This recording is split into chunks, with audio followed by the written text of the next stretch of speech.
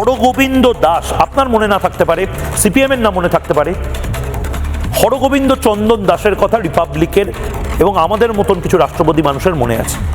আমি দেখছিলাম সিপিএম এর প্রচুর বিপ্লবী, তারা একজন অভিনেতা মারা যাওয়ার পরে ইন্টারন্যাশনাল গাওয়া হবে কি হবে না, লাল পতাকা জড়ানো হবে কি হবে না, এই নিয়ে প্রচুর বিপ্লব করছিলেন সোশ্যাল মিডিয়াতে। আমি তাদের প্রশ্ন করেছিলাম, হরগোবিন্দ দাস এবং চন্দন দাস যখন মারা গেছিলেন 2 ঘন্টা যখন কোনো সিপিএম এর নেতা ফোন ধরেননি, এসপি ফোন ধরেনি, কোনো পুলিশ ফোন ধরেনি, কোনো পঞ্চায়েত সদস্য ফোন ধরেনি, এবং তারপর তাদের লাশটা একটা ত্রিপল জড়িয়ে নিয়ে যাওয়া হয়েছিল সৎকারের জন্য, তখন কোন সিপিআইএম এর নেতা ইন্টারন্যাশনাল গানটা গাইতে গাইতে তাকে শেষ বিদায় দিয়েছিলেন? লাল পতাকা গায়ে চড়ানোর লোক পাওয়া যাচ্ছিল না সেই মুহূর্তে।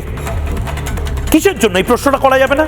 হরগোবিন্দ দাসের স্ত্রী এবং চন্দন দাসের স্ত্রী তারা কি বলেছিলেন আমরা ভুলে গেছি, শুনুন। কোন অপরাধের সাজা গুনতে হলো মা? কি করে বলবো, এলা কে করে গেল না গেল, পাশের সব মুখ চিনা যাবে না তো, মুখে সব ছাকনা লাগা আছে। হ্যাঁ হ্যাঁ হ্যাঁ, আমাদের হিন্দু হয়ে অপরাধ, আমাদেরকে মুসলমান হয়ে যেতে হবে, শাখা সেদের ভেঙে দিতে হবে, ওদের স্লোগান দিতে হবে, এইলা বলছে সব। টাকা পয়সা নেবো না, 10 লক্ষ টাকা যে ইয়ে করেছে তার শাস্তি চাই। 10 লাখ টাকাকে 10 লক্ষ নিয়ে নেবো না, দুদিন আমার ছেলে আছে, আরো তো ছেলে, আরো তো সবকে করবো এরকম, ও টাকা দেওয়া মনে হচ্ছে ধামা চাপা রেখে দেবে নাকি?